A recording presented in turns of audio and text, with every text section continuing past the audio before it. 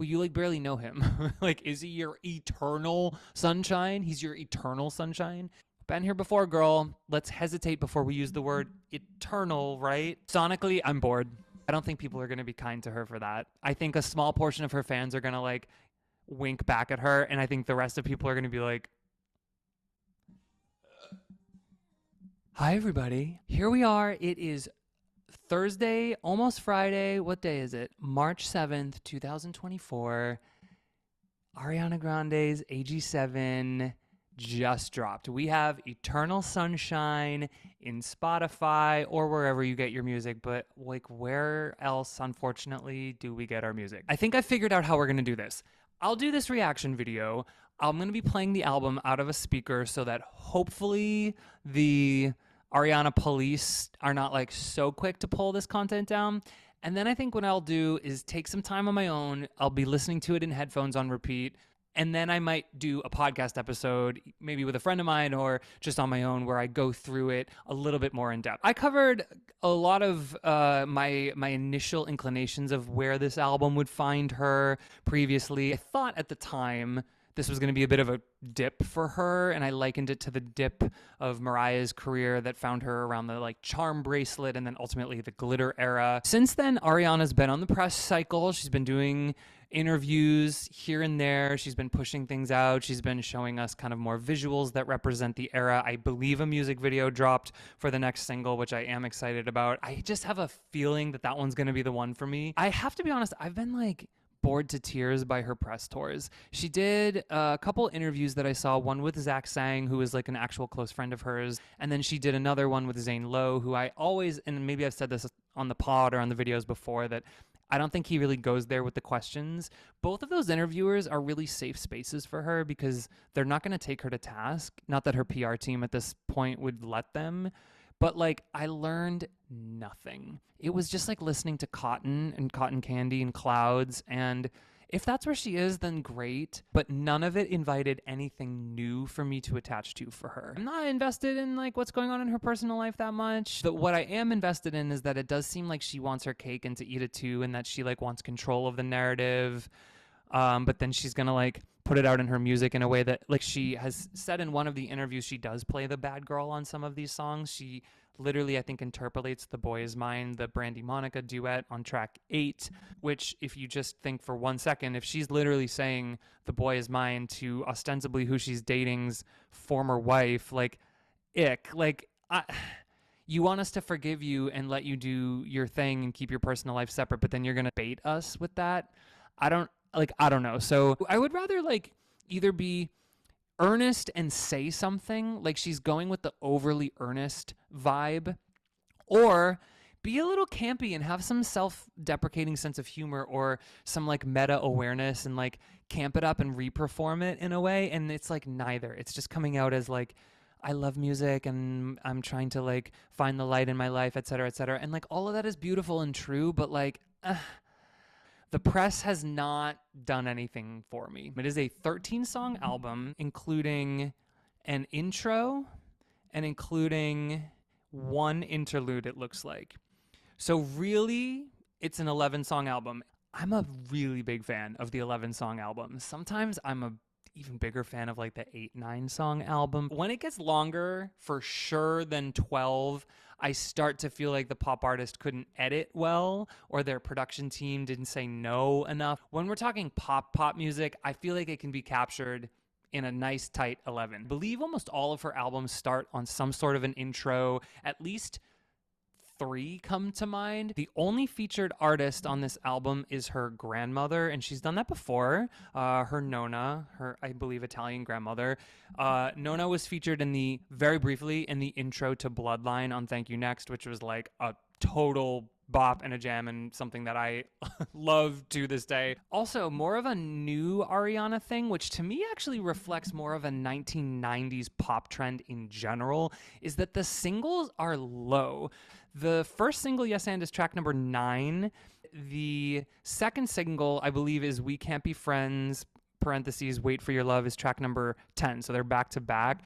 So the singles are kind of buried. Ariana did this on Thank You Next, where Thank You Next was almost the last song, or it was the last song. It was second to last. It was track 11. I believe Sweetener also buried the singles a little bit, and Breathin' and No Tears Left to Cry were tracks 9 and 10. If memory serves, Positions was also in the back half. Yes, it was track 12 of 14. I actually like the look of singles being further down. It shows me that the artist has not put like all their stock, all their budget, and all their like storytelling kind of chips into the front end of the album. And it also makes the listener know that they have something to look forward to. As we've heard with Yes and, it was very much a house anthem. I'm expecting more of that. I said to a friend of mine today, Alec, who, if y'all are following the pod over on Spotify, The Vocal, and said I would love at least one very left of center track. Not necessarily non-pop track, but I would love her to use some different instrumentals. She's very piano and strings driven, as well as like the produced beats of either she seems to be in a house or dance era now, and formerly it was a lot of trap pop production.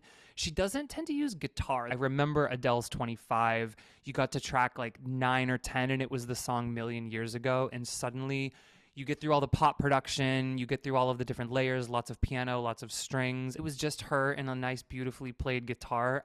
I would love something like that. I would just love to hear Ariana's voice in a new context. The texture of her voice is very familiar to us, and it strikes me that while she's changed the production, it still draws from kind of a close catalog of things. It would be so cool to hear Ariana play with a texture like that and present her voice in a different way. I'm also just hoping for, I know Ariana works with Max Martin, who, if you don't know, is like the greatest pop producer and songwriter basically on the planet. He runs his camp out of Sweden. Most major pop artists that achieve a particular preeminence or status get like budget eventually to do like a couple songs with him, whereas Ariana, I think now just like he's on speed dial. I don't know if he executive produced this entire album, but he definitely has been a presence through many albums, and I was curious if she would like get over it or if she would want to continue working with him, because she's alluded to the fact that like she kind of was souring on like the pop rhythm, and that rhythm is definitely something that a mega pop producer is like baked into. But no, she's very much still making pop music. She's made a pop-sized album. A lot of the tracks are like in the 2-minute ranges, which positions of her catalog really started moving her towards, whereas the songs on Sweetener were like 3-4 minutes. Thank You Next was like definitely like 3-ish minutes, and then now we're in like the Gen Z length. Not totally, we're not in the like Ice Spice like 2 minutes and 4 seconds length, but we are at 2:43. Look how many, there's 3 songs at 2:43. There is a song at 2:48. There is a song at 2:53.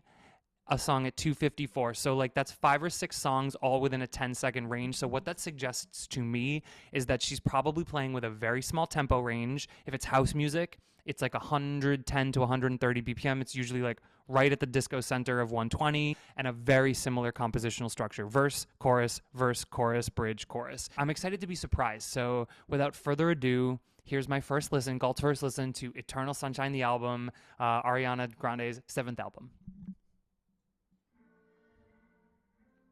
Definitely bringing me back to her first 2 albums.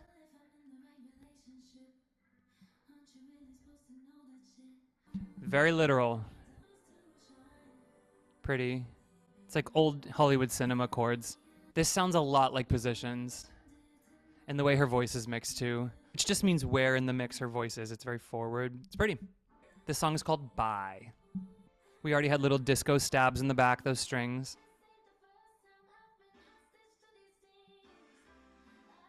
Ooh, those are pretty. Those stabs. Cool. They're nostalgic of something. It's almost like late 80s. This sounds like the Spice Girls. It's like mid 90s, 94. Very basic lyrical chorus. It's like 4 words. The stacks of her voices are gorgeous. Very light, very airy. The only like new thing here, I would say, is what's in those synth stacks. They're using like a different kind of like era of sound. It's like 80s, 90s. The chorus is not really hitting me. The treatment of her vocal, so you know, we're called The Vocal on the pod.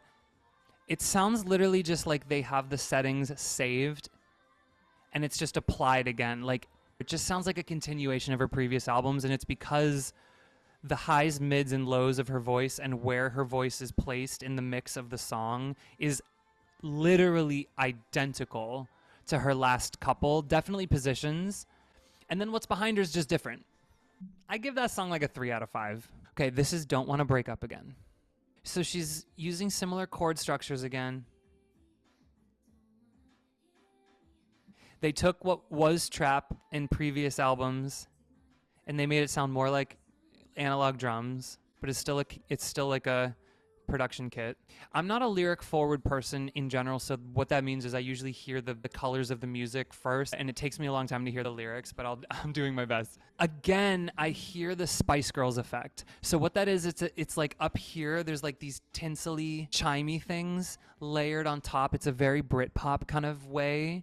They're really high in the mix. This very much sounds like the Spice World album. It's like a slightly sped up Safety Net from Positions, I think, and it's more warm chords. And then these like transfigured little slightly chromatic bridge chords. This is also very, very 90s. I do like the melody there. That's the first time I noticed melodic structure. I don't want to break up again. Ooh, that's familiar. What song did that just sound like? That was like later 90s with that little like, it has like a slight R&B touch to it. Saturn Returns interlude. The main pop girly theme of the 5-year period that we're in. Their Saturns are all returning. It means they are like between 27 and 30. This kind of like cinema strings thing she's done since the very beginning. It's like one of the sonic thumbprints of Ariana Grande's pop music. Here we are, Eternal Sunshine. Already very different. It just stands out. This sounds like Safety Net a lot, actually. The trap is back, so she has not abandoned it. That was pretty. Ooh. Cute. Still the yes. She didn't lose him. Yeah. That's pretty. This could be straight off Positions.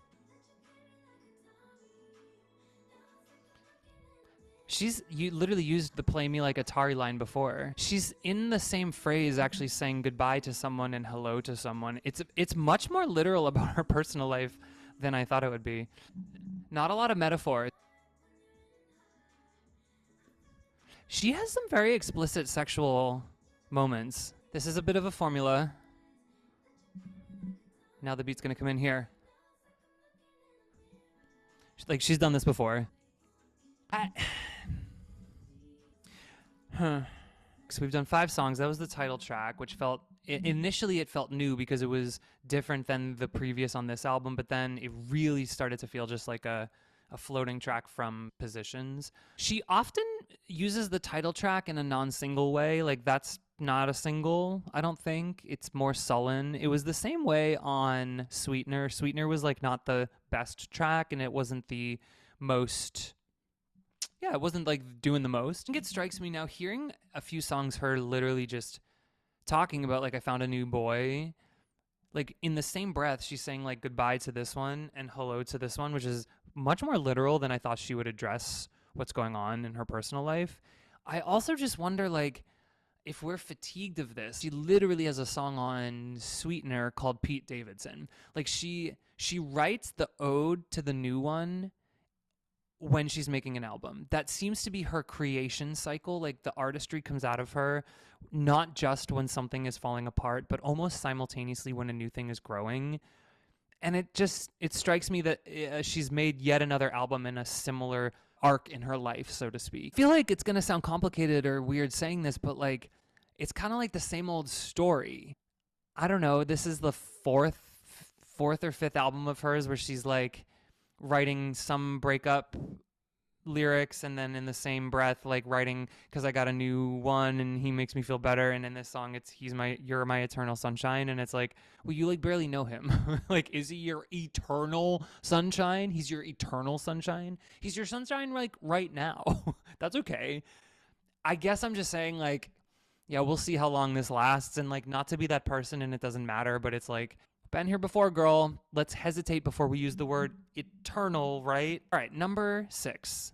Supernatural. Doesn't she have a song called this already? I am having positions like fatigue of like I am 6 songs in and I'm like kind of asleep. Give me some energy right now. Oh, I like the low synths here. I think that's gonna sound good in headphones. This isn't quite as trappy, but the formula of the beat is trap. It's like the structure of the lyrics is very a la Positions 2 in that the chorus is like a small phrase. That low synth, which is going to read better in headphones, sounds like Breathin', which I love. It also reminds me of a real deep cut from Jessie J called Thunder. Sounds like this. Alec, that one's for you, boo. Cute. She got Jacob Collier in there real quick. High stuff, she's not belting. It's a mix. A little bit more of a belt there. This just sounds like Looking at the Stars, which I guess is really pretty. Okay, yeah, I liked it. That one's pretty. That was maybe like the prettiest song yet, for sure. True Story. I'd love to hear her play with where her voice sits. It's very forward, always in the mix. This one has a little more bite, which I like. She takes... Ooh. Work. This is very in sync.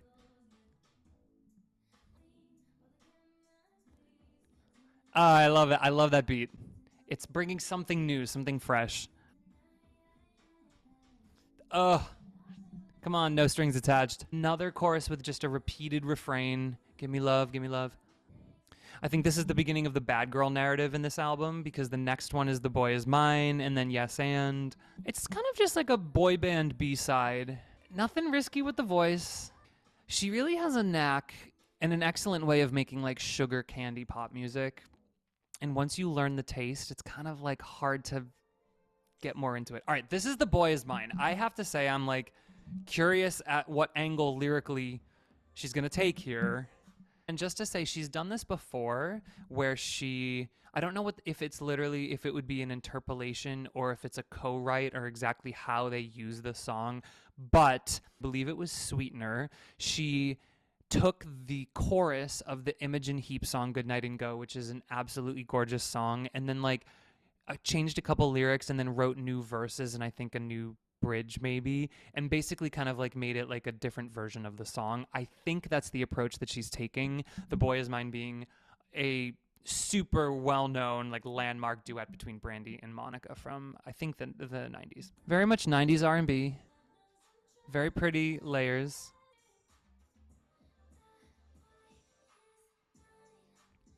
Time change. Cute. Little stretch of time if y'all felt that. I'm getting like really ick from her saying this. I wasn't really leaning in an emotionally attached way at all to this story of like everyone saying that she stole someone's husband because like I feel like people love making accusatory statements about things that they like in the back of their mind they know they don't know about. This man was maybe half out the door or already, dealing with a divorce. We don't necessarily know the timeline, and then like maybe he and his wife were already separated. Like we don't know the story, but like oh my god, for an overly earnest pop star like Ariana who like blurs all the edges and asks for so much forgiveness and grace and always is when kind of dark press hits her is always not really playing the victim, but I don't want to necessarily say something as sharp as that, but in a way like asking for just this like infinite amount of grace and forgiveness. For her to take that approach like 90% of the time and then 10% of the time to release a song like this and say like The Boy Is Mine, like give him to me. This is almost as ick as like the prequel to this was break up with your girlfriend because I'm bored. Like that was like cute at face value, but like if you give that even the slightest second or third thought, like if a drag queen or a performer with a really sick sense of humor who is campy and who is very performative and who is extremely tongue-in-cheek by nature is not the one saying this stuff, we are only to believe then that she means this earnestly because she is an extremely earnest heart forward, or at least that's what she wants us to believe, pop star. And so it's like, girl, ew, that's not a good look. I don't know. That's a nice little production device. The boy is mine. Every time she says it, I'm like, watch me take my time. Like, girl, are you literally looking in the eyes of his ex-wife saying this? Like, which way do you want it? Do you want us to be kind to you, or... I am going to hazard a guess that this song is not going to hit the way she thinks it is. I think people are going to be like, well, if you're going to say this, then we're going to say what we have to say, even with a small piece of the picture. Sonically, I'm bored. She has a way of not conveying emotion the way that she once did through her songs because her voice is very one level. It's so airy. It's so healthy. I'm not criticizing the way that she's singing because it's preserved her very beautiful, it's like glass voice beautifully. Like by this time in Mariah's career, she was like hurting and had nodes and vocal damage and her range had suffered. But like what I'm not getting is the emotionality of someone that's like willing to like overstep the boundaries of like what they should be doing in order to convey a story. It's so cottony. I'm not like captivated in my heart. I'm like bopping. And the ick of that story, potentially, even if it's like a camped up fake version, I don't think people are going to be kind to her for that. I think a small portion of her fans are going to like wink back at her. And I think the rest of people are going to be like, okay. Now we have the first single, Yes And. It's going to hit hard out of nowhere because nothing has hit very hard yet. So no house came before it. So in a way, it's a relief because I didn't want her to be so kind of like gauche late to the house trend. As Yes And is playing, I'll just kind of reflect that like, so if this is in a storytelling capacity coming after The Boy Is Mine, she really is like, this is the bad girl chapter of the album. I don't think the way that she's doing this is going to be received well. She can do whatever she wants. She can do whatever she wants. But to like do something that is like unclear in being tongue-in-cheek, like The Boy Is Mine, like if she literally wants us to believe that, and then for her to be like, yeah, and like, oh, girl, don't act like that. Do you all know what I mean by saying like if a campier performer were to say the same things, we would receive it differently? Because she's in her like very pure era, I don't think these like tongue-in-cheek things are going to be received as favorably as they could if she was like in a little bit more of the, maybe not the villain era, but more of an oppositional era in general. I think Thank You Next was more of an oppositional era. I think the reason that the Thank You Next narrative was received so well through the music is because it matched the music. The narrative and the structure of the compositions matched the mood. She wanted us to kind of just be like, ugh. And she made like 11 or 12 songs that like felt like that, you know, and she took many departures from singing beautifully or being a pristine, airy, light vocalist. She had an edge just actually about her. It was kind of just coming out of her. She was both sad and like she was a bit calloused and she was over it. And I think it came through. And so she could say things like, break up with your girlfriend, I'm bored. Whereas now she's like Glinda the Good Witch. And she wants our forgiveness for all of the things that we've been saying about her. And so for her to take like a multi-song arc on this album and be like a fake bitch is like, I think we're going to believe you that you're like a real bitch. When the formula of the music doesn't have teeth, and then she wants to like sink teeth into the narrative briefly in the middle of the album, and the story arc she's painting almost with a resistant hand is like, no, it's not me. You guys don't understand. It's like, well, you're presenting yourself in this like as like a rainbow, and then you're gonna stick teeth in right here. It's like, I don't believe you, and or I do believe you. I believe you unironically, and that's not what you want. You want us to be in irony right now, and we're not. We're in earnest. Okay, this is the next single. Honestly, if I'm waiting for one thing on this album, it's literally this song. I think there's a video out for it right now. It's called We Can't Be Friends, parentheses, Wait for Your Love. Let's go. Please let this hit me. It sounds like Into You. Give us Into You 2.0. Sounds like a 2010s anthem with like a little dance floor. Madonna. Okay, not house as much, but it's like, it's dance music. Oh, it's power pop. Sometimes I call this genre Rainbow Road music. Y'all ever play Mario Kart? This was the music. This is the style of music playing on Rainbow Road. It's pulsing. It's very driving. It makes you move. It's cathartic. It's a little heavier. It's propulsive. You know what this is? It's Robin. This is Dancing on My Own. This is 2010. I wonder if it's actually credited. In the corner, watching you kiss her.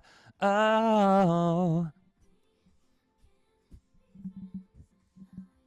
This one's going to be different in headphones. It feels unfinished. The vocals are so airy and the production is so not. There's no middle. The reason this works for Robin is because she is belting. Like, she's singing it with her chest. I like that it's different. I like that she's going with like propulsive EDM instead of house, instead of trap. I keep dancing on my own. It's literally the song. I wonder if it's credited. It's got no teeth. The only teeth is the production. I'm finding like we are in the Ariana cinematic universe. Like, she's put us in the cloud layer. We're in her world. And it's a very pretty world. But it doesn't feel like there's grit at all. And I think everyone has some grit in their lived existence. Even her, she's been through some stuff. And it's not to say you can't come out just with light, but okay, this is I Wish I Hated You. It already sounds like Imogen Heap. Different time signature. We're in 6 or 12. It's going very quickly. Like, we're almost done. This reminds me of Ghostin' a little bit, and it was the same place on the album.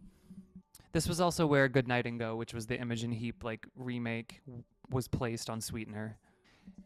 So now we're kind of back to the earnest good girl thing of like, in the last song, she was saying, we can't be friends, and something to the effect of like, I'll just wait until you like me again, kind of thing. So she, in a way, is like putting the onus or blame on his feelings having evaporated. And then in this song, she's saying, I wish I hated you.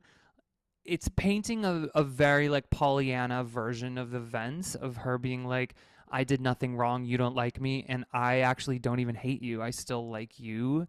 It's a lot of narrative control. It's a lot of painting her as like, if she, she's chosen to be very literal with the story, so that's the way that I'm interpreting it. Like, there's not much metaphor at all here. It seems like a one-sided story. The narrative, I think, has like officially lost me. Everything has been so light. Nothing has hit me in my chest, really. Okay, last 2 songs. Imperfect for You. Okay. Is this the song I asked for? Is this the guitar song I asked for? It actually is. It's a little more Justin Timberlake than Sheryl Crow, but I'll take it. It's just nice to hear something new. Woo! And that was very Position Z. Like cinematic chords.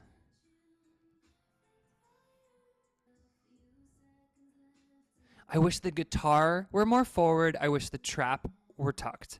Her thumbprint with the trap music is stronger on this record than I thought it would be. And that is disappointing to me, to be honest. That chord's beautiful. That 2 major dominant is very 90s. This feels like a penultimate song. It's like the story's about to be over and she's feeling like a little bit emotional that it's almost over. This is a good example of like the music matches the moment really well. It's nice to hear a slightly different instrumental arrangement and a different time signature for her. I think I want someone else to produce her vocals, specifically her vocals. I just want her to hear a different way because I think she does it, and it just sounds like she's been whispering this close to the microphone for like 8 years now, All right, last song, Ordinary Things, featuring Nana. I don't know how to say it. It's wild because for it to sound as an album this much like Positions, which was the album that she wrote about meeting Dalton, and for this to be the album about divorcing him and meeting someone else, It feels very Groundhog's Day. It's funny the way she's chosen to say ordinary instead of ordinary.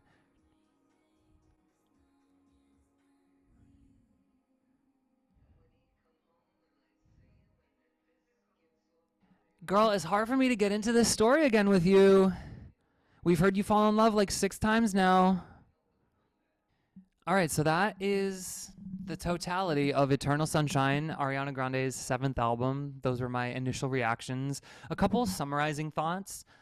I would say I'm actually shocked at the production choices and the kind of genre of it. I really thought Yes and was a signal that we had departed, as Alec, my friend, would say, whisper singing over trap for good, and we haven't. I honestly would have been more happy being lightly disappointed with an entire house album front to back a la Renaissance. Not that that was disappointing, but I would be happier being disappointed that Ariana was a year late to the house resurgence than I am to hear her with like the same old. This was kind of boring to me, and I'm actually like fatigued of the story. I said this in the intro or somewhere in the middle that like it occurred to me that she's written a substantial amount of her catalog in this very moment. You know, it is often said that when we age and as we get older, we're not moving up a mountain like this. We're actually doing circles that gradually bring us closer to the top. And so every time we come to a similar vantage point, we're a little higher up, but we still have that vantage point and can actually see down to where we were previously. Ariana feels like she's almost not even gaining ground, and she's like right on top of the shoulders of where she just was. It's in a way, for a lot of people, it'll be comforting because this is like the third, if not fourth or fifth time we've heard this story with this kind of music, sung this way, produced this way from her. She's got her artist's way. She has her thumbprint. She has her sound. She has her shtick. It feels a little like, why put an album out if you're not going to push your own sound much? It's not bad music.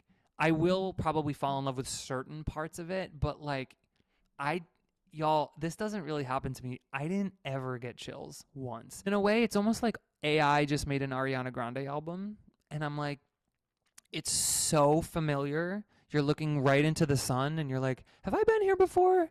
And you're like, yeah, we have. We've been here like many times before. And so has she. Does she not see that? Maybe she should stop working with Max Martin. Maybe she should stop producing her own vocals. It's so perfect. I don't want any more sugar. Like, I actually want some salt or like a Red Bull. There was like one Red Bull song. It was the song that sounded like Dancing on My Own by Robin. It's just like, when it's not as sonically compelling, then I'm going to need to really latch onto the story. And I'm not finding the story that compelling either. So I am left on my first reaction not having much to latch onto here. If I were in Pitchfork land, one listen, I'd be in the sixes, 6 out of 10s, like 6 something. The quality of the album sonically is probably in the 7s.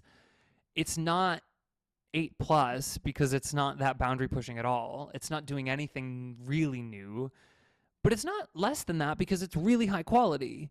It's just like, that's kind of it. Anyway, y'all, so that's my first take on Eternal Sunshine. I'm glad she exists. I'm glad that she's created this lane that is so dug out at this point of like a really healthy, beautiful vocalist who knows how to use their voice, who knows how to produce it, who knows how to songwrite for it, who knows the producers and the writers that she likes and can just like whip up an album. She did say in an interview that I watched today that she made this album fairly quickly. It doesn't sound like it was made rushed, but it does sound like it was made in a small amount of time. If she had sat with this a little bit longer, I think she would have maybe gotten bored of some of the stuff too. I guess it's a wrap, y'all. So we're starting out Diva season on kind of like a cloudy, like, note, at least in my perception. I'm sure people will love this, and I'm sure others will hate it. That's just music. That's just art. But thanks for sticking with me, and we'll see you on the next one. And as y'all know, there's a lot of major pop girly releases this year. There's not going to be any shortage of opportunities to consume this stuff together. And, through the ether, through love of music, I love you. Thank you for being with me, and I'll see you on the next one.